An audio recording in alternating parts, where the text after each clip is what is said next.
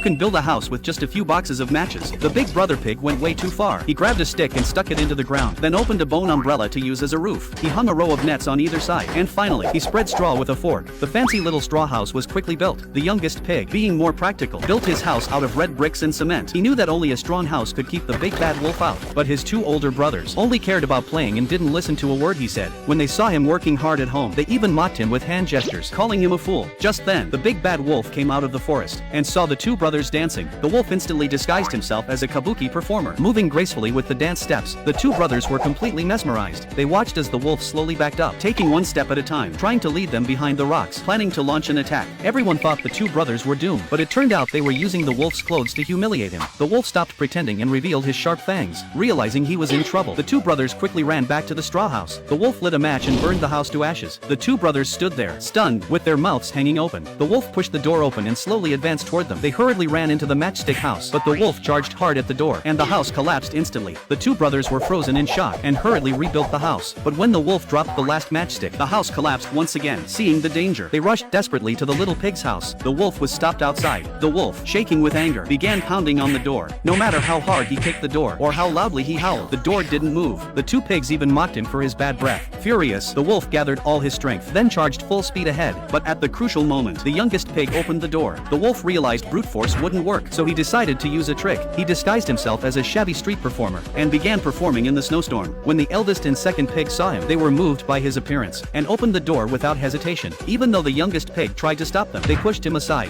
When he stood up, they had already let the wolf inside. The youngest pig suddenly noticed a tape recorder behind the wolf, so he quietly sneaked up and changed the sad tune to a cheerful melody. The wolf's disguise was instantly exposed. The two brothers realized they were in trouble and quickly ran upstairs, but even though they blocked the door, the wolf came in through the other side. The youngest pig quickly shoved his two brothers into the elevator, pressed the button to go downstairs, and the wolf quickly pressed the button to follow, but the wolf didn't notice the elevator, stepping right into it. The next second, he fell hard onto the floor.